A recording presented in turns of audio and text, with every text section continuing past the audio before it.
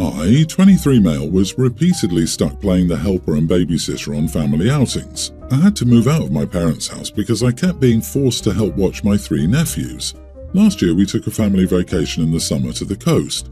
I rode with my parents, who paid for my hotel room, only I had to share that room with 3 rowdy boys because my sister and her husband wanted a room for themselves.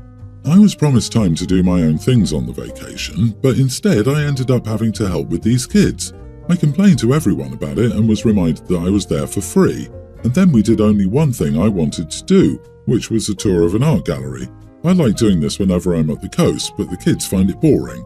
This year my parents have a beach trip planned for June, and they assumed I'd be riding along the same way as last year, but I refused. I said I'd drive myself and pay for my hotel stay to have my own room. My parents were shocked and tried to remind me of the cost. I said it was no worry. I've got a good job and a decent running car. I can more than afford it. That's when the buts started. I stated the previously listed reasons why I'll drive myself and pay for myself. I want to enjoy this vacation as an adult and not be treated like a child like last year. My parents told my sister, who called to blow up at me, that I'll be ruining the vacation if I was off doing my own thing while she had to wrangle her 3 boys. I ended up yelling at her that last year all she did was rope me into her mess. I didn't really get to do much of anything I wanted to do, and I was treated like the bad guy for wanting to go to an art gallery. I'm a grown man. I deserve my own vacation too. Now my sister isn't speaking to me, and my parents are still trying to convince me to ride with them to keep the peace. I'm still refusing, but the pressure is getting to me. Am I the idiot for not giving in? They'll all have a pretty hard time when they won't have another person there to help. Sister called to blow up at me that I'll be ruining the vacation if she has to wrangle her 3 boys. That's a laugh. She's admitting she's ruining your vacation so as not to ruin her own. They're her kids and her responsibility. Not the idiot. In fact, you're nicer than I would be. I'd just say, no thanks, I've got other plans, and avoid the family vacation altogether. Yes, how dare you ruin my vacation when I should be ruining yours? You know, there's a good solution for this. The parents could pay for the nanny with the money they save from not paying for OP. Oh wait, that's not a lot of money. Guess you really didn't value your brother's son's contributions. LMFAO. Yeah, that's not what I'm getting. Last year they told me he was there for free, but what did it cost them to bring him along? He rode in a car already going to the same destination, so they had no travel expenses to cover. There was a 3rd hotel room, but they would have needed either a 3rd room for the kids or a suite for the sister's family. Lodging expenses were also minimal to non-existent. Doesn't sound like anybody covered his food or activities. He was on that vacation for free because it cost them nothing to bring him along. Correct. The cost of the free childcare OP is providing likely far exceeds the few $100s they spent on OP. Honestly, what are you getting out of these family vacations? Just do your own thing and avoid the hassle and stress and pressure to babysit. Do not give in. It's time to stand your ground. This internet stranger is proud of you. I'll, 48 male, start by saying my son Peter, 25, has a big heart. He always has. It's gotten him into trouble quite a few times. A little over a year ago he met June, 23. She was 12 weeks pregnant at the time, father nowhere in sight. Peter and June moved really fast. She was living with him just 4 months later. He told me that he was there to help her with the baby, which I was on the fence about as they'd just met, but I also figured it wasn't my business and it was honourable of him to want to help his girlfriend with her baby. June had a baby girl, Cadence, a few months later. Peter has been heavily involved in her life. Recently he proposed to June. We went to their place to celebrate the big news. That's when my wife asked if Peter had plans to adopt Cadence. June and Peter avoided the subject and my wife let it drop, figuring it may be tricky, especially if Cadence's bio-dad didn't want to relinquish rights. Later on, after Cadence was put to bed, June and Peter admitted that he wouldn't have to adopt Cadence as he's on the birth certificate. I asked, wasn't that fraud? He said after speaking to a lawyer, there were no legal repercussions even if it made it to court. Their reasoning for doing this is Peter will have an equal say in Cadence's life. If, for whatever reason, they broke up, he'd get custody. I instantly thought he'd be on the hook for child support, but I stayed quiet. My wife asked if they planned on telling Cadence the truth, and they said yes, it won't be a secret. The bio-dad is also aware and doesn't care, as he has no desire to be a dad. I don't think June is trying to get money out of him. She actually comes from a wealthier family and works for her dad's company. I genuinely believe they just love each other, but to me this is a recipe for disaster. I tried to let it go, then Peter stopped by the house for something and we talked about Cadence. Peter called her his daughter, and I said I was glad he loved her, but his signing the birth certificate was a huge mistake. I pointed out all the things that could go wrong. He said he doesn't care and wants to do right by his girls. He called me unsupportive and told me to get on board or I won't get to be in my granddaughter's life. I love my granddaughter, blood doesn't matter, she's family, but I still think this is a mistake. Am I the idiot for voicing that? You are the idiot. So you're okay with him adopting her, thus having the birth certificate changed then, but not from the jump when he's been in her life from pre-birth? None of that makes sense. He's going to still be on the hook for child support if he adopts her. You need to realise this is his family, not some money-making scheme. This is immediately what came to my mind too. Doesn't matter if he signs the birth certificate right away or adopts it later. The potential for having to pay child support down the road would still be the same. OP, now that you've said your piece and he's heard you, you need to drop it. You will be an idiot if you don't get on board. Your son is an adult. He's made an adult decision. If there are any consequences, he will deal with them, and he doesn't need you nagging him about negative hypotheticals as he's trying to start his family. It will only drive a wedge between you and him. Not the idiot. They barely knew each other and got married really quickly. This is an objectively stupid thing to do. You have a legit concern. Your son doesn't quite understand the full picture. He's doing something he feels is right and it's a great gesture, not really understanding the full legal repercussions. Yeah, I'm kind of getting the son is being used vibes. What stable, together mother has someone sign her kid's birth certificate that she's known for 6 months, thus tethering them all together indefinitely? That's a desperation or con move, not an I'm genuinely in love move. Good luck to them all. Oh God, she doesn't want her family to know who the father is. She's letting them think it's OP's son. I bet that's it.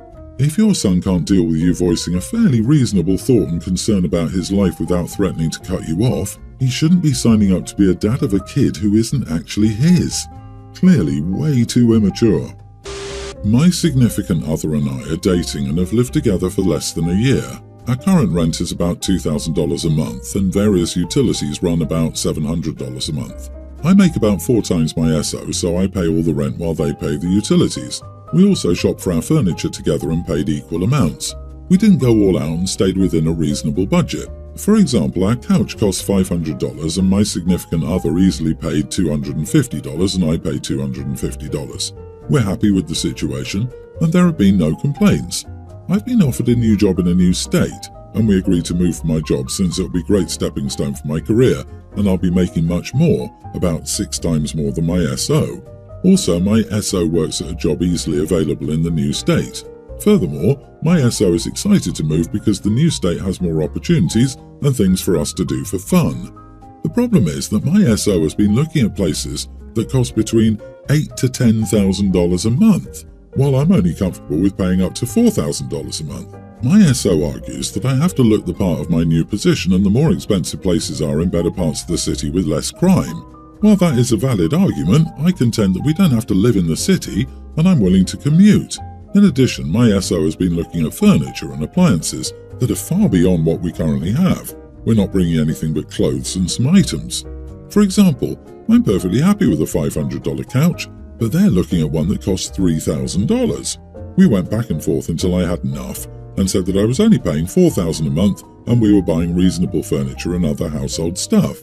They'll have to pay the difference if they want to live in a luxury building or have designer stuff. My SO was hurt by this and accused me of being financially abusive and rubbing my better earnings in their face. They've gone to their friends and family and literally everyone is against me. I thought I was right, but now that I'm the only one who thinks that I'm right, I'm not so sure. This is literally the exact opposite of financial abuse. It's called fiscal responsibility. Tell me you're a gold digger without telling me you're a gold digger. Look the part? What the heck? Not the idiot, OP. You might need someone more aligned with your lifestyle. I bet your family was told the story in different words. SO probably told them OP wants me to pay $6,000 a month when they only pay $4,000 a month. From the outside, that sounds like you are the idiot, but the context is missing. The context is that you can get a reasonable place for $4,000 a month, and SO wants the luxury. Holy moly, $8,000 to $10,000 a month? Are you shopping for penthouse suites? Mansions? SO needs to pump the brakes on lifestyle creep. And I merely live in a top 10 city, so the bigger, brighter spots might be different. Still, even $4,000 a month is you should be buying, not renting territory in most places in the US. Something to consider, OP. I think you should move to the new state alone. Please reconsider this relationship. Your partner's primary interest seems to be your paycheck. When you don't spend it on the luxuries they want, they go to their friends and family to pile on you for being financially abusive. No, you are being financially responsible. They are being greedy and manipulative. Move solo and enjoy your new start.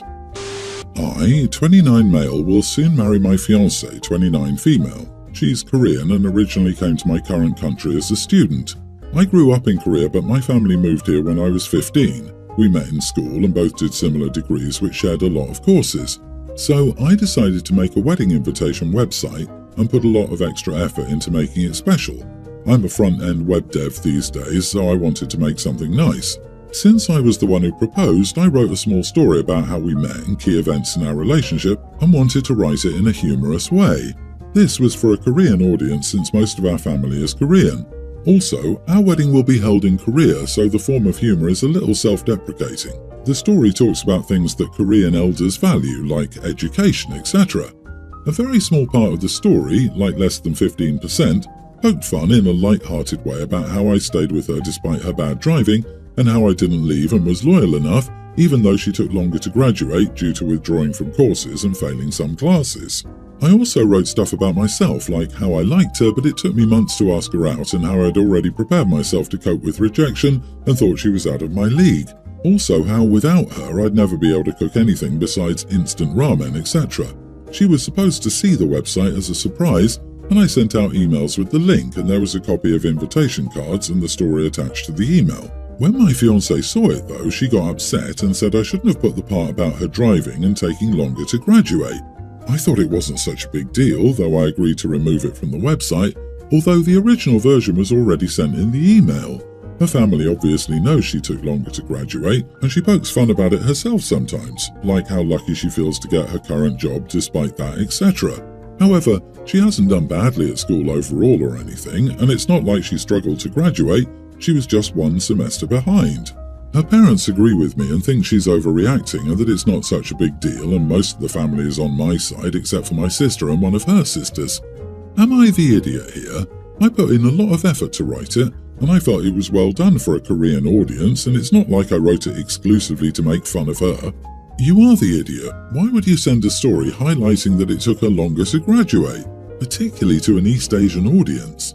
Even in Western culture where education is taken less seriously, you'd be the idiot. It feels like a weirdly strange power move, and you contextualized yourself in your story as you still stayed with her. Despite it, I'm reasonably certain it was. Also, many Koreans see studying abroad as a failed move for those who didn't do well enough to get into the right university at home.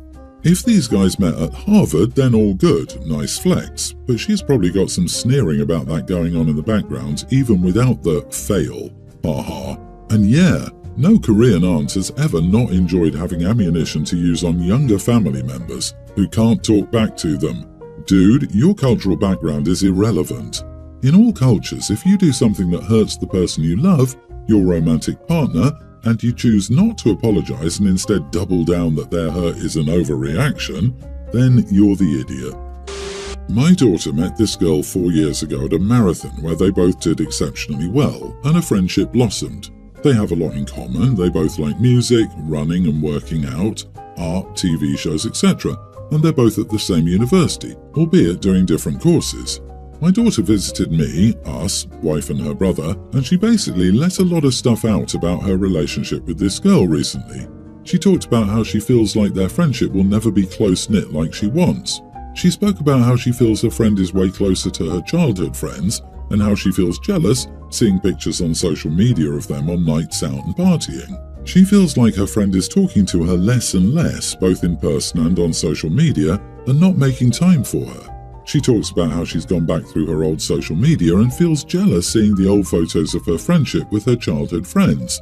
Finally, she said that the straw that broke the camel's back for her was that on her birthday 2 weeks ago, her friend didn't wish her a happy birthday. She said she tried to visit her friend at her accommodation, but there was no answer. She mentioned how she felt betrayed by how she made a big presentation for her friend's birthday earlier this year. She was really emotional throughout this telling. My wife, her mom, obviously was trying to console her and kept telling her to keep working on it. I, however, had a different stance. I told her that she would never be on the same level as her friend's childhood friends. They've been friends since childhood, gone through school and all those trials together, and know each other inside out. I told my daughter that she has to accept this when maintaining her friendship with this girl. I advised her to try to look back at her friendship with her friends over the years, work on consolidating connections with them, and that there is nothing wrong with being less emotionally invested in this friend. On top of all this, one other important detail, I didn't say this to her, her friend is 20 and she's 25. To put that age difference into perspective, she was born in the 1990s, last millennia, while her friend was born in 2003. Their childhood experiences are broadly similar, but that difference is difficult to ignore. My daughter didn't react well to my advice. She said that I was telling her to settle for less and I'm putting her down. And she said that she feels a big connection with her friend, which I had no real answer to. We argued, I told her to grow up, and she left. How she's acting is incredibly childish. However, I feel empathetic for her as the last few years have been difficult for her socially and her social skills have really declined. On top of that, having met her friend personally, I know she's a really lovely, warm, friendly and sweet girl, and I can see why my daughter feels close to her. Not the idiot. Your daughter isn't reading the room properly. She's acting like a kid with a one-sided crush. This other person doesn't owe her a close friendship or a spot amongst her tier 1 friends. She's coming on pretty strong. The friend seems to be pulling back. She's 25 and needs more social awareness. Wait, so they became friends when your daughter was 21 and the other girl was 16? Your daughter got weirdly obsessed with a kid. No wonder the girl's uncomfortable. There are bigger issues here than the childhood friends thing.